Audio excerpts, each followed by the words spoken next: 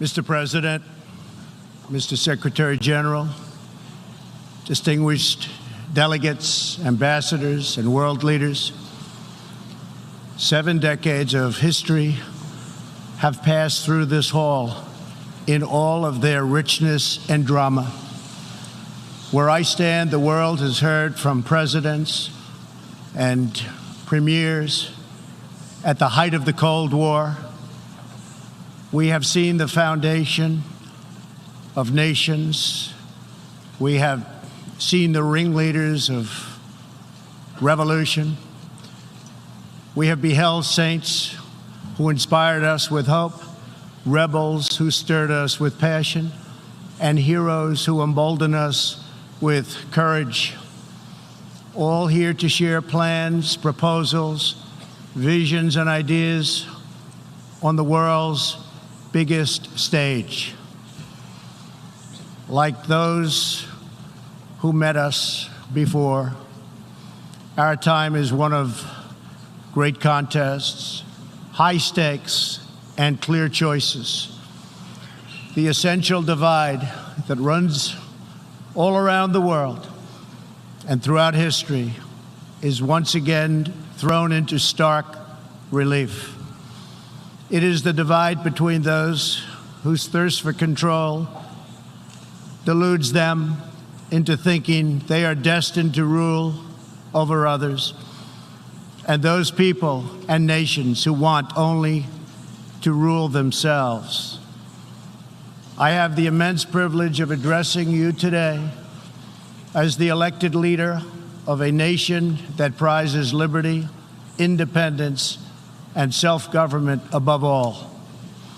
The United States, after having spent over $2.5 trillion since my election to completely rebuild our great military, is also by far the world's most powerful nation. Hopefully, it will never have to use this power. Americans know that in a world where others seek conquest and domination, our nation must be strong in wealth, in might, and in spirit.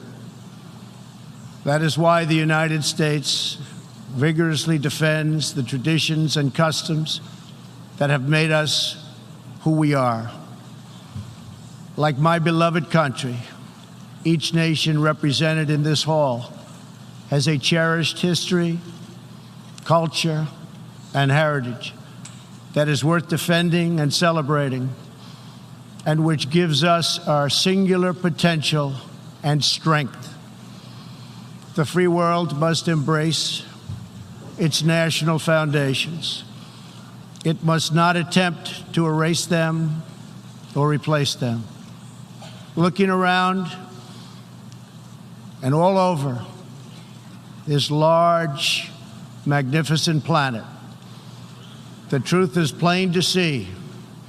If you want freedom, take pride in your country. If you want democracy, hold on to your sovereignty.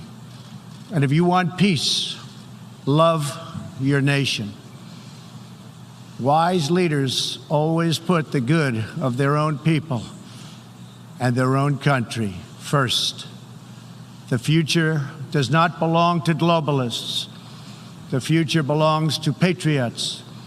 The future belongs to sovereign and independent nations who protect their citizens, respect their neighbors, and honor the differences that make each country special and unique.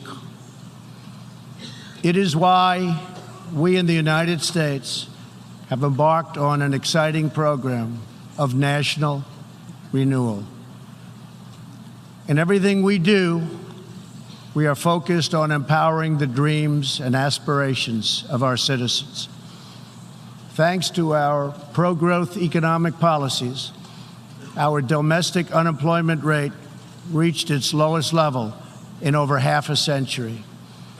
Fueled by massive tax cuts and regulations cuts, jobs are being produced at a historic rate. 6 million Americans have been added to the employment rolls in under 3 years. Last month, African American, Hispanic American, and Asian American unemployment reached their lowest rates ever recorded.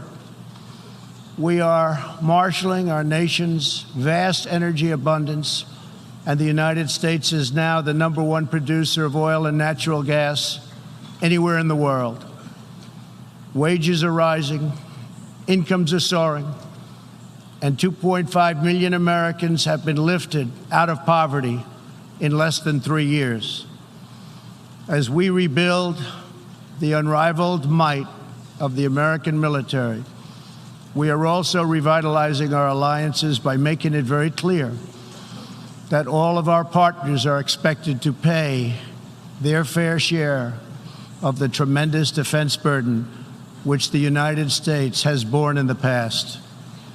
At the center of our vision for national renewal is an ambitious campaign to reform international trade.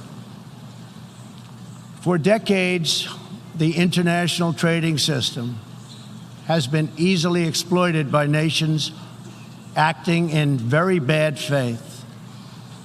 As jobs were outsourced, a small handful grew wealthy at the expense of the middle class. In America, the result was 4.2 million lost manufacturing jobs and $15 trillion in trade deficits over the last quarter century. The United States is now taking that decisive action to end this grave economic injustice. Our goal is simple. We want balanced trade that is both fair and reciprocal. We have worked closely with our partners in Mexico and Canada to replace NAFTA with the brand new and hopefully bipartisan U.S.-Mexico-Canada agreement. Tomorrow, I will join Prime Minister Abe of Japan to continue our progress in finalizing a terrific new trade deal. As the United Kingdom makes preparations to exit the European Union, I have made clear that we stand ready to complete an exceptional new trade agreement with the UK that will bring tremendous benefits to both of our countries. We are working closely with Prime Minister Boris Johnson on a magnificent new trade deal. The most important difference in America's new approach on trade concerns our relationship with China. In 2001, China was admitted to the World Trade Organization. Our leaders then argued that this decision would compel China to liberalize its economy and strengthen protections to provide things that were unacceptable to us, and for private property, and for the rule of law. 2 decades later, this theory has been tested and proven completely wrong. Not only has China declined to adopt promised reforms, it has embraced an economic model dependent on massive market barriers, heavy state subsidies, currency manipulation, product dumping, forced technology transfers, and the theft of intellectual property, and also trade secrets on a grand scale. As just one example, I recently met the CEO of a terrific American company, Micron Technology, at the White House. Micron produces memory chips used in countless electronics. To advance the Chinese government's 5-year economic plan, a company owned by the Chinese state allegedly stole Micron's designs, valued at up to $8.7 billion. Soon, the Chinese company obtains patents for nearly an identical product, and Micron was banned from selling its own goods in China. But we are seeking justice. The United States lost 60,000 factories after China entered the WTO. This is happening to other countries all over the globe, the World Trade Organization needs drastic change. The second largest economy in the world should not be permitted to declare itself a developing country in order to game the system at others' expense. For years, these abuses were tolerated, ignored, or even encouraged. Globalism exerted a religious pull over past leaders, causing them to ignore their own national interests. But as far as America is concerned, those days are over. To confront these unfair practices, I placed massive tariffs on more than $500 billion worth of Chinese-made goods. Already, as a result of these tariffs, supply chains are relocating back to America and to other nations, and billions of dollars are being paid to our Treasury. The American people are absolutely committed to restoring balance to our relationship with China. Hopefully, we can reach an agreement that will be beneficial for both countries. But as I have made very clear, I will not accept a bad deal for the American people. As we endeavor to stabilize our relationship, we're also carefully monitoring the situation in Hong Kong. The world fully expects that the Chinese government will honor its binding treaty made with the British and registered with the United Nations, in which China commits to protect Hong Kong's freedom, legal system, and democratic ways of life. How China chooses to handle the situation will say a great deal about its role in the world in the future. We are all counting on President Xi as a great leader. The United States does not seek conflict with any other nation. We desire peace, cooperation, and mutual gain with all. But I will never fail to defend America's interests. One of the greatest security threats facing peace-loving nations today is the repressive regime in Iran. The regime's record of death and destruction is well known to us all. Not only is Iran the world's #1 state sponsor of terrorism, but Iran's leaders are fueling the tragic wars in both Syria and Yemen.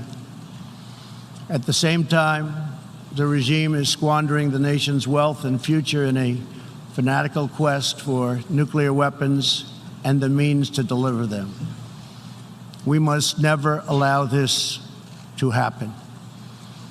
To stop Iran's path to nuclear weapons and missiles, I withdrew the United States from the terrible Iran nuclear deal, which has very little time remaining, did not allow inspection of important sites, and did not cover ballistic missiles. Following our withdrawal, we have implemented severe economic sanctions on the country. Hoping to free itself from sanctions, the regime has escalated its violent and unprovoked aggression. In response to Iran's recent attack on Saudi Arabian oil facilities, we just imposed the highest level of sanctions on Iran's central bank and sovereign wealth fund. All nations have a duty to act. No responsible government should subsidize Iran's bloodlust. As long as Iran's menacing behavior continues, sanctions will not be lifted. They will be tightened. Iran's leaders will have turned a proud nation into just another cautionary tale of what happens when a ruling class abandons its people and embarks on a crusade for personal power and riches. For 40 years, the world has listened to Iran's rulers as they lash out at everyone else for the problems they alone have created. They conduct ritual chants of death to America and traffic in monstrous anti-Semitism. Last year, the country's supreme leader stated Israel is a malignant, cancerous tumor that has to be removed and eradicated. It is possible, and it will happen. America will never tolerate such anti-Semitic hate. Fanatics have long used hatred of Israel to distract from their own failures. Thankfully, there is a growing recognition in the wider Middle East that the countries of the region share common interests in battling extremism and unleashing economic opportunity. That is why it is so important to have full, normalized relations between Israel and its neighbors. Only a relationship built on common interests, mutual respect, and religious tolerance can forge a better future. Iran's citizens deserve a government that cares about reducing poverty, ending corruption, and increasing jobs, not stealing their money to fund and massacre abroad and at home. After 4 decades of failure, it is time for Iran's leaders to step forward and to stop threatening other countries and focus on building up their own country. It is time for Iran's leaders to finally put the Iranian people first. America is ready to embrace friendship with all who genuinely seek peace and respect. Many of America's closest friends today were once our greatest foes. The United States has never believed in permanent enemies. We want partners, not adversaries. America knows that while anyone can make war, only the most courageous can choose peace. For this same reason, we have pursued bold diplomacy on the Korean Peninsula. I have told Kim Jong-un what I truly believe, that like Iran, his country is full of tremendous untapped potential, but that to realize that promise, North Korea must denuclearize. Around the world, our message is clear. America's goal is lasting. America's goal is harmony.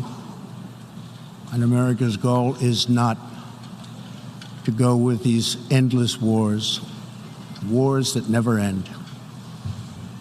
With that goal in mind, my administration is also pursuing the hope of a brighter future in Afghanistan.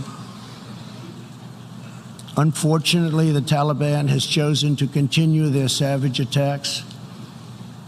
We will continue to work with our coalition of Afghan partners to stamp out terrorism, and we will never stop working to make peace a reality. Here in the Western Hemisphere, we are joining with our partners to ensure stability and opportunity all across the region. In that mission, one of our most critical challenges is illegal immigration, which undermines prosperity, rips apart societies, and empowers ruthless criminal cartels. Mass illegal migration is unfair, unsafe, and unsustainable for everyone involved. The sending countries and the depleted countries, and they become depleted very fast, but their youth is not taken care of, and human capital goes to waste. The receiving countries are overburdened with more migrants than they can responsibly accept, and the migrants themselves are exploited, assaulted, and abused by vicious coyotes. Nearly 1/3 of women who make the journey north to our border are sexually assaulted along the way. Yet here in the United States and around the world, there is a growing cottage industry of radical activists and non-governmental organizations that promote human smuggling. These groups encourage illegal migration and demand erasure of national borders. Today, I have a message for those open border activists who cloak themselves in the rhetoric of social justice. Your policies are not just. Your policies are cruel and evil. You are empowering criminal organizations that prey on innocent men, women, and children. You put your own false sense of virtue before the lives, well-being, and countless innocent people. When you undermine border security, you are undermining human rights and human dignity. Many of the countries here today are coping with the challenges of uncontrolled migration. Each of you has the absolute right to protect your borders. And so, of course, does our country. Today, we must resolve to work together to end human smuggling, end human trafficking, and put these criminal networks out of business for good. To our country, I can tell you sincerely, we are working closely with our friends in the region, including Mexico, Canada, Guatemala, Honduras, El Salvador, and Panama, to uphold the integrity of borders and ensure safety and prosperity for our people. I would like to thank President López Obrador of Mexico for the great cooperation we are receiving and for right now putting 27,000 troops on our southern border. Mexico is showing us great respect, and I respect them in return. The U.S., we have taken very unprecedented action to stop the flow of illegal immigration. To anyone conducting crossings of our border illegally, please hear these words. Do not pay the smugglers. Do not pay the coyotes. Do not put yourself in danger. Do not put your children in danger, because if you make it here, you will not be allowed in. You will be promptly returned home. You will not be released into our country. As long as I am President of the United States, we will enforce our laws and protect our borders. For all of the countries of the Western Hemisphere, our goal is to help people invest in the bright futures of their own nation. Our region is full of such incredible promise, dreams waiting to be built, and national destinies for all. And they are waiting also to be pursued. Throughout the hemisphere, there are millions of hardworking, patriotic young people eager to build, innovate, and achieve. But these nations cannot reach their potential if a generation of youth abandon their homes in search of a life elsewhere. We want every nation in our region to flourish and its people to thrive in freedom and peace. In that mission, we are also committed to supporting those people in the Western Hemisphere who live under brutal oppression, such as those in Cuba, Nicaragua, and Venezuela. According to a recent report from the UN Human Rights Council, women in Venezuela stand in line for 10 hours a day waiting for food. Over 15,000 people have been detained as political prisoners. Modern-day death squads are carrying out thousands of extrajudicial killings. The dictator Maduro is a Cuban puppet protected by Cuban bodyguards, hiding from his own people, while Cuba plunders Venezuela's oil wealth to sustain its own corrupt communist rule. Since I last spoke in this hall, the United States and our partners have built a historic coalition of 55 countries that recognize the legitimate government of Venezuela. To the Venezuelans trapped in this nightmare, please know that all of America is united behind you. The United States has vast quantities of humanitarian aid ready and waiting to be delivered. We're watching the Venezuela situation very closely. We await the day when democracy will be restored, when Venezuela will be free, and when liberty will prevail throughout this hemisphere. One of the most serious challenges our countries face is the specter of socialism. It's the wrecker of nations and destroyer of societies. Events in Venezuela remind us all that socialism and communism are not about justice. They are not about equality. They are not about lifting up the poor. And they are certainly not about good of the nation. Socialism and communism are about one thing only: power for the ruling class. Today I repeat a message for the world that I have delivered at home. America will never be a socialist country. In the last century, socialism and communism killed 100 million people. Sadly, as we see in Venezuela, the death toll continues in this country. These totalitarian ideologies, combined with modern technology, have the power to excise new and disturbing forms of suppression and domination.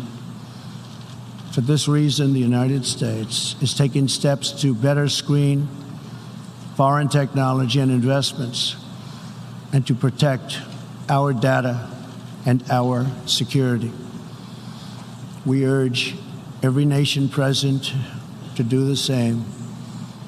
Freedom and democracy must be constantly guarded and protected, both abroad and from within.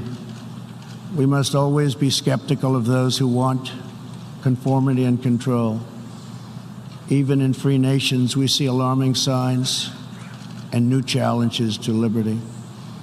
A small number of social media platforms are acquiring immense power over what we can see and over what we are allowed to say. A permanent political class is openly disdainful, dismissive, and defiant of the will of the people. A faceless bureaucracy operates in secret and weakens democratic rule. Media and academic institutions push flat-out assaults on our histories, traditions, and values. In the United States, my administration has made clear to social media companies that we will uphold the right of free speech. A free society cannot allow social media giants to silence the voices of the people, and a free people must never, ever be enlisted in the cause of silencing, coercing, canceling, or blacklisting their own neighbors. As we defend American values, we affirm the right of all people to live in dignity. For this reason, my administration is working with other nations to stop criminalizing of homosexuality, and we stand in solidarity with LGBTQ people who live in countries that punish, jail, or execute individuals based upon sexual orientation. We are also championing the role of women in our societies. Nations that empower women are much wealthier, safer, and much more politically stable. It is therefore vital not only to a nation's prosperity, but also is vital to its national security to pursue women's economic development. Guided by these principles, my administration launched the Women's Global Development and Prosperity Initiatives. The WGDP is the first ever government-wide approach to women's economic empowerment, working to ensure that women all over the planet have the legal right to own and inherit property, work in the same industries as men, travel freely, and access credit and institutions. Yesterday, I was also pleased to host leaders for a discussion about an ironclad American commitment protecting religious leaders and also protecting religious freedom. This fundamental right is under growing threat around the world. Hard to believe, but 80% of the world's population lives in countries where religious liberty is in significant danger or even completely outlawed. Americans will never fire or tire in our effort to defend and promote freedom of worship and religion. We want and support religious liberty for all. Americans will also never tire of defending innocent life. We are aware that many United Nations projects have attempted to assert a global right to taxpayer-funded abortion on demand, right up until the moment of delivery. Global bureaucrats have absolutely no business attacking the sovereignty of nations that wish to protect innocent life. Like many nations here today, we in America believe that every child, born and unborn, is a sacred gift from God. There is no circumstance under which the United States will allow international entries to trample on the rights of our citizens, including the right to self-defense. That is why this year I announced that we will never ratify the UN Arms Trade Treaty, which would threaten the liberties of law-abiding American citizens. The United States will always uphold our constitutional right to keep and bear arms. We will always uphold our Second Amendment. The core rights and values America defends today were inscribed in America's founding documents. Our nation's founders understood that there will always be those who believe they are entitled to wield power and control over others. Tyranny advances under many names and many theories, but it always comes down to the desire for domination. It protects not the interests of many, but the privilege of few. Our founders gave us a system designed to restrain this dangerous impulse. They chose to entrust American power to those most invested in the fate of our nation, a proud and fiercely independent people. The true good of a nation can only be pursued by those who love it, by citizens who are rooted in its history, who are nourished by its culture, committed to its values, attached to its people, and who know that its future is theirs to build or theirs to lose. Patriots see a nation and its destiny in ways no one else can. Liberty is only preserved, sovereignty is only secured, democracy is only sustained, greatness is only realized by the will and devotion of patriots. In their spirit is found the strength to resist oppression, the inspiration to forge legacy, the goodwill to seek friendship, and the bravery to reach for peace. Love of our nations makes the world better for all nations.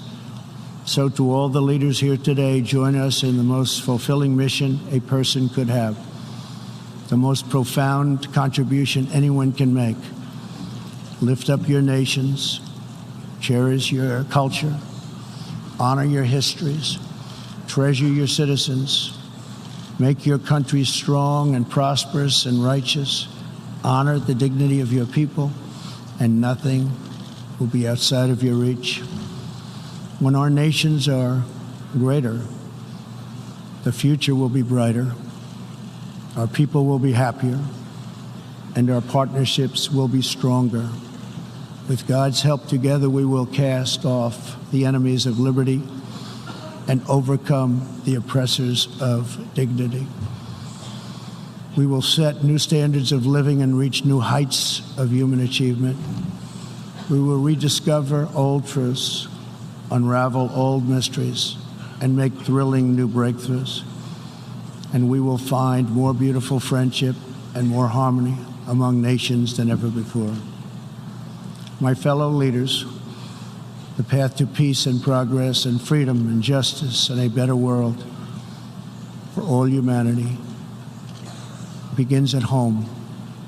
Thank you. God bless you. God bless the nations of the world. And God bless America. Thank you very much.